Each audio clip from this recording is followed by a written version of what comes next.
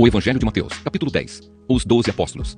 Jesus chamou os seus 12 discípulos e lhes deu autoridade para expulsar espíritos maus e curar todas as enfermidades e doenças graves. São estes os nomes dos 12 apóstolos. Primeiro, Simão, chamado Pedro, e o seu irmão André. Tiago e o seu irmão João, filhos de Zebedeu. Filipe, Bartolomeu, Tomé e Mateus, o cobrador de impostos. Tiago, filho de Alfeu, Tadeu e Simão, o nacionalista. E Judas Iscariotes, que traiu Jesus.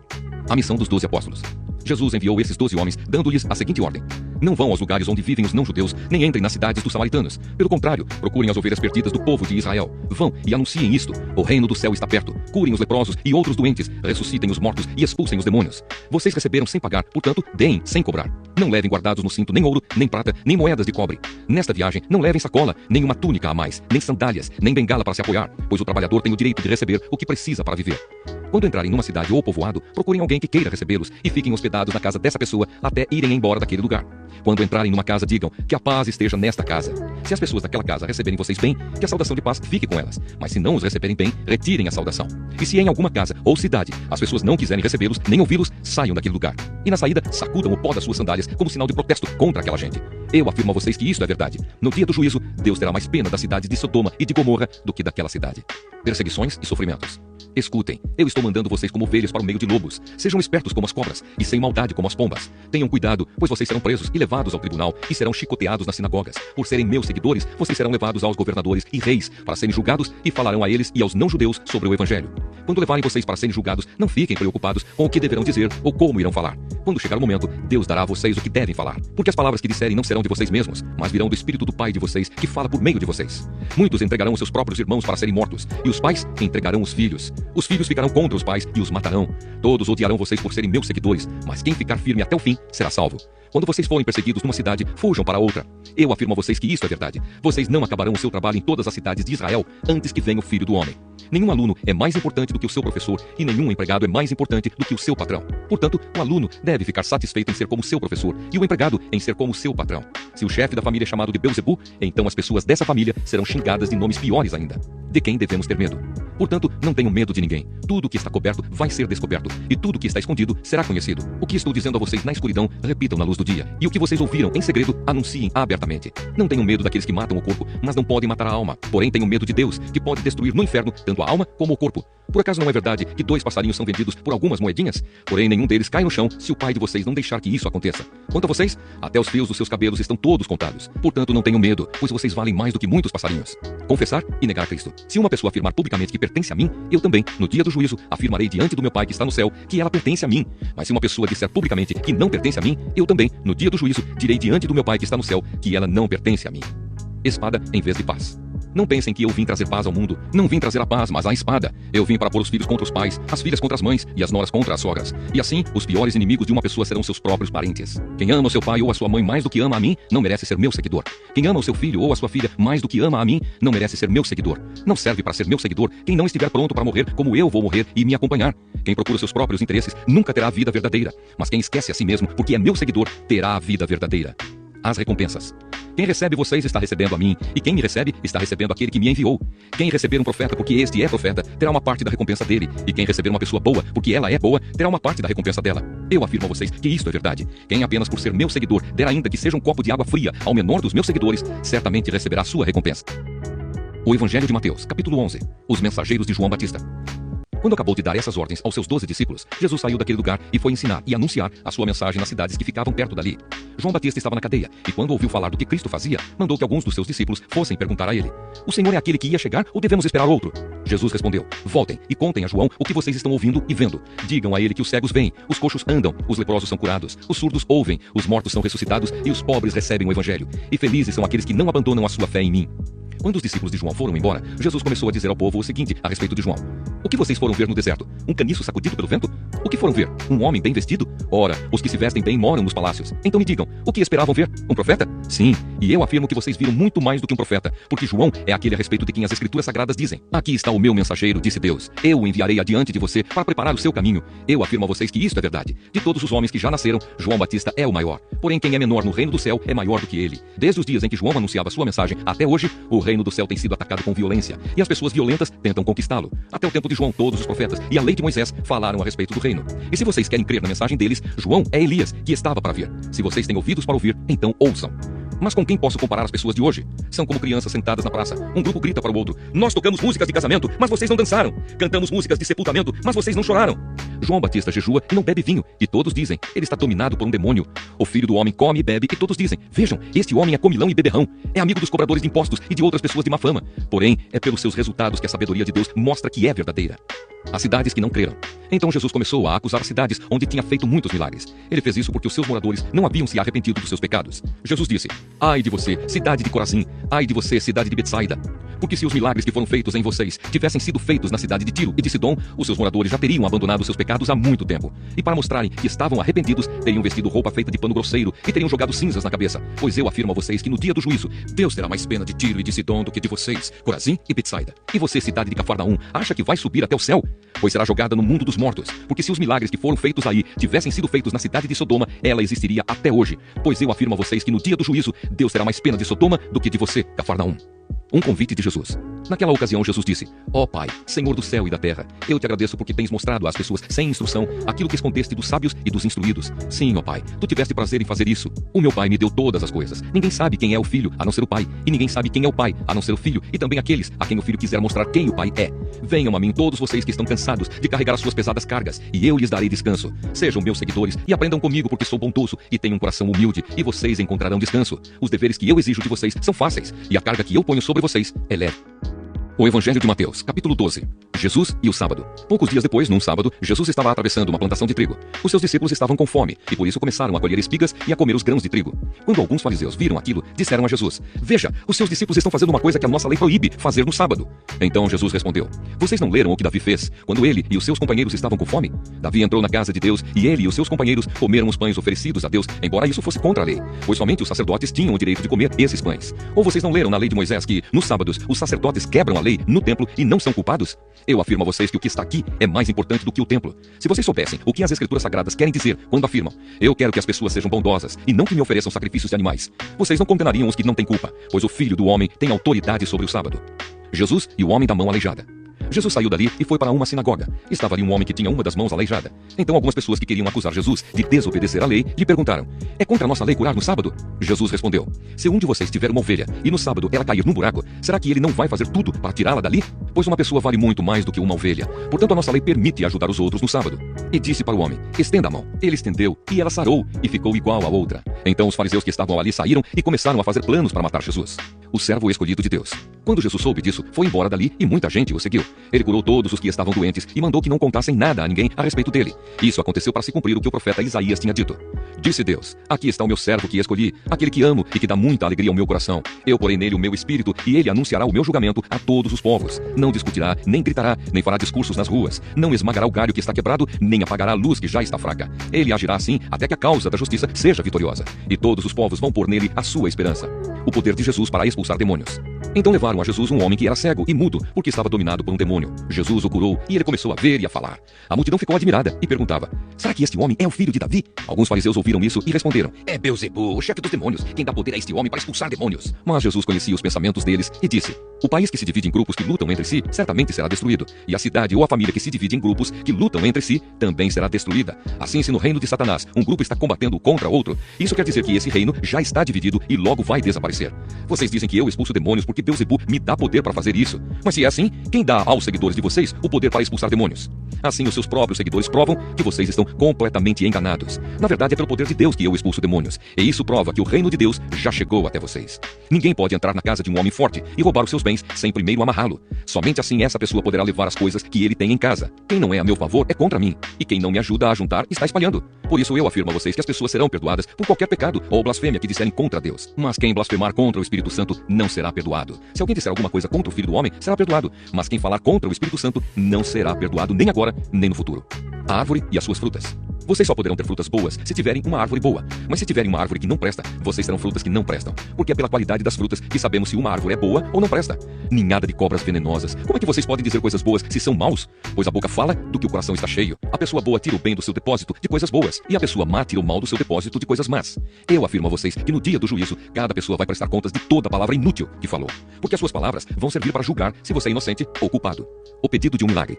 Então alguns mestres da lei e alguns fariseus disseram a Jesus: mestre, queremos ver o Senhor fazer um milagre. Jesus respondeu: como as pessoas de hoje são más e sem fé. Vocês estão me pedindo que faça um milagre, mas o milagre do profeta Jonas é o único sinal que lhe será dado. Porque assim como Jonas ficou 3 dias e 3 noites dentro de um grande peixe, assim também o Filho do Homem ficará 3 dias e 3 noites no fundo da terra. No dia do juízo, o povo de Nínive vai se levantar e acusar vocês, pois eles se arrependeram dos seus pecados quando ouviram a pregação de Jonas. E eu afirmo que o que está aqui é mais importante do que Jonas. No dia do juízo, a rainha de Sabá vai se levantar e acusar vocês, pois ela veio de muito longe para ouvir os sábios ensinamentos de Salomão. E eu afirmo que o que está aqui é mais importante do que Salomão, a volta do espírito mau. Jesus continuou: quando o espírito mau sai de alguém, anda por lugares sem água, procurando onde descansar, mas não encontra. Então diz: vou voltar para a minha casa de onde saí. Aí volta e encontra a casa vazia, limpa e arrumada. Depois sai, vai buscar outros 7 espíritos piores ainda e todos ficam morando ali. Assim a situação daquela pessoa fica pior do que antes. E isso também acontecerá com esta gente má de hoje. A mãe e os irmãos de Jesus. Quando Jesus ainda estava falando ao povo, a mãe e os irmãos dele chegaram, ficaram do lado de fora e pediram para falar com ele. Então alguém disse a Jesus: escute, a sua mãe e os seus irmãos estão lá fora e querem falar com o Senhor. Jesus perguntou: quem é a minha mãe e quem são os meus irmãos? Então apontou para os seus discípulos e disse: vejam, aqui estão a minha mãe e os meus irmãos, pois quem faz a vontade do meu Pai, que está no céu, é meu irmão, minha irmã e minha mãe. O Evangelho de Mateus, capítulo 13. O semeador. Naquele mesmo dia, Jesus saiu de casa, foi para a beira do lago da Galileia, sentou-se ali e começou a ensinar. A multidão que se ajuntou em volta dele era tão grande que ele entrou num barco e sentou-se, e o povo ficou em pé na praia. Jesus usou parábolas para ensinar muitas coisas. Ele disse: escutem, certo homem saiu para semear. Quando estava espalhando as sementes, algumas caíram na beira do caminho e os passarinhos comeram tudo. Outra parte das sementes caiu num lugar onde havia muitas pedras e pouca terra. As sementes brotaram logo porque a terra não era funda, mas quando o sol apareceu, queimou as plantas e elas secaram porque não tinham raízes. Outras sementes caíram no meio de espinhos que cresceram e sufocaram as plantas. Mas as sementes que caíram em terra boa produziram na base de 100, de 60 e de 30 grãos por um. E Jesus terminou dizendo: se vocês têm ouvidos para ouvir, então ouçam. Porque Jesus usava parábolas. Então os discípulos chegaram perto de Jesus e perguntaram: por que o Senhor usa parábolas para falar com essas pessoas? Jesus respondeu: a vocês Deus mostra os segredos do reino do céu, mas a elas não, pois quem tem receberá mais, para que tenha mais ainda. Mas quem não tem, até o pouco que tem, lhe será tirado. É por isso que eu uso parábolas para falar com essas pessoas, porque elas olham e não enxergam, escutam e não ouvem, nem entendem. E assim acontece com essas pessoas o que disse o profeta Isaías: vocês ouvirão, mas não entenderão, olharão, mas não enxergarão nada, pois a mente deste povo está fechada. Eles taparam os ouvidos e fecharam os olhos. Se eles não tivessem feito isso, os seus olhos poderiam ver e os seus ouvidos poderiam ouvir. A sua mente poderia entender e eles voltariam para mim e eu os curaria, disse Deus. Jesus continuou dizendo: mas vocês como são felizes, pois os seus olhos veem e os seus ouvidos ouvem. Eu afirmo a vocês que isto é verdade. Muitos profetas e muitas outras pessoas do povo de Deus gostariam de ver o que vocês estão vendo, mas não puderam, e gostariam de ouvir o que vocês estão ouvindo, mas não ouviram. Jesus explica a parábola do semeador. Então escutem e aprendam o que a parábola do semeador quer dizer. As pessoas que ouvem a mensagem do reino, mas não a entendem, são como as sementes que foram semeadas na beira do caminho. O maligno vem e tira o que foi semeado no coração delas. As sementes que foram semeadas onde havia muitas pedras são as pessoas que ouvem a mensagem e a aceitam logo com alegria, mas duram pouco porque não têm raiz. E quando por causa da mensagem chegam os sofrimentos e as perseguições, elas logo abandonam a sua fé. Outras pessoas são parecidas com as sementes que foram semeadas no meio dos espinhos. Elas ouvem a mensagem, mas as preocupações deste mundo e a ilusão das riquezas sufocam a mensagem, e essas pessoas não produzem frutos. E as sementes que foram semeadas em terra boa são aquelas pessoas que ouvem e entendem a mensagem e produzem uma grande colheita. Umas 100, outras 60 e ainda outras 30 vezes mais do que foi semeado. O joio.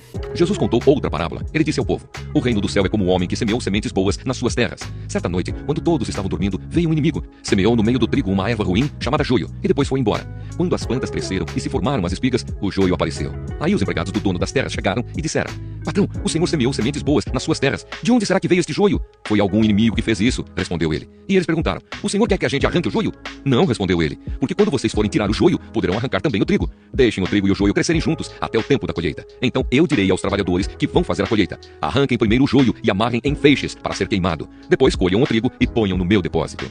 A semente de mostarda. Jesus contou outra parábola. Ele disse ao povo: o reino do céu é como uma semente de mostarda que um homem pega e semeia na sua terra. Ela é a menor de todas as sementes, mas quando cresce, torna-se a maior de todas as plantas. Ela até chega a ser uma árvore, de modo que os passarinhos vêm e fazem ninhos nos seus ramos. O fermento. Jesus contou mais esta parábola para o povo. O reino do céu é como um fermento que uma mulher pega e mistura em 3 medidas de farinha, até que ele se espalhe por toda a massa. O uso das parábolas. Jesus usava parábolas para dizer tudo isso ao povo. Ele não dizia nada a eles sem ser por meio de parábolas. Isso aconteceu para se cumprir o que o profeta tinha dito: usarei parábolas quando falar com esse povo e explicarei coisas desconhecidas desde a criação do mundo.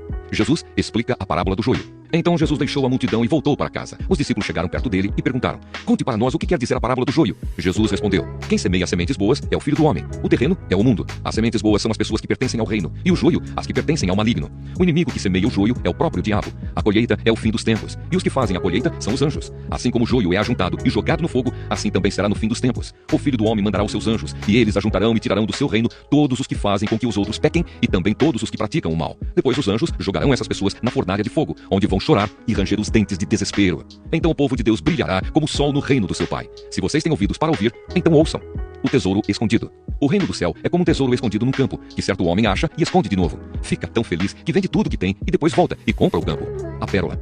O reino do céu é também como um comerciante que anda procurando pérolas finas. Quando encontra uma pérola que é mesmo de grande valor, ele vai, vende tudo que tem e compra a pérola. A rede. O reino do céu é ainda como uma rede que é jogada no lago. Ela apanha peixes de todos os tipos. E quando está cheia, os pescadores a arrastam para a praia e sentam para separar os peixes. Os que prestam são postos dentro dos cestos, e os que não prestam são jogados fora. No fim dos tempos também será assim. Os anjos sairão e separarão as pessoas más das boas, e jogarão as pessoas más na fornalha de fogo. E ali elas vão chorar e ranger os dentes de desespero. Verdades novas e verdades velhas. Então Jesus perguntou aos discípulos: vocês entenderam essas coisas? Sim, responderam eles. Jesus disse: pois isso quer dizer que todo mestre da lei que se torna discípulo no reino do céu é como um pai de família, que tira do seu depósito coisas novas e coisas velhas.